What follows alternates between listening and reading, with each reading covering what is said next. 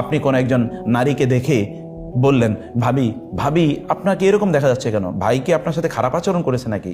এত সুন্দরী একটা মেয়ে, আমি হলে তাকে মাথায় করে রাখতাম। ওর মধ্যে তার পুরো ফ্যামিলিকে আপনি আগুন জ্বালিয়ে দিলেন, আপনি তো বুঝেনি না।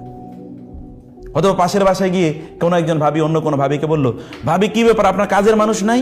আমি তো 3টা কাজের মানুষ নিয়ে চলি, তারপরেও আমার কত কষ্ট, আর আপনার কোনো কাজের মানুষ ছাড়াই আপনি কাজ করেন।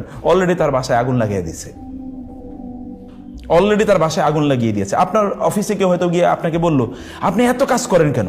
আপনাকে এত কাজ করলে তো আপনার উপর আবার নতুন করে কাজ চাপিয়ে দেবে। কাজ কম করবেন, তাইলে দেখবেন আপনার আর কাজ চাপিয়ে দেবে না। অলরেডি ড্যামেজড, অলরেডি আপনারা শেষ করে দিছে। হয়তোবা কেউ আপনাকে বললো, আপনিও তো মানুষ, আপনি এত বোঝা কিভাবে নেন, আমি তো এটা বুঝতেই পারছি না। আপনাই কিন্তু ও শেষ করে দিয়েছে, কারণ ও শয়তান রূপে এসছে। সে কিন্তু আপনার মধ্যে একটা ভালো মানুষের রূপ নিয়ে, শয়তান তো সর্বদাই ভালো মানুষের রূপ নিয়ে আসে, কারণ ও তো শয়তানের রূপ নিয়ে আসলে তো আপনি তার কথা শুনবেন না। ও তো ভালো মানুষের রূপ নিয়ে আসবে আপনার কাছে।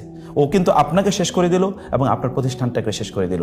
সেও হয়তোবা এই ইন্টেনশন এসছে, আপনি অথবা বুঝতে পারেন না, তার নিয়তি ছিল এটা, সেই কাজই করেছে।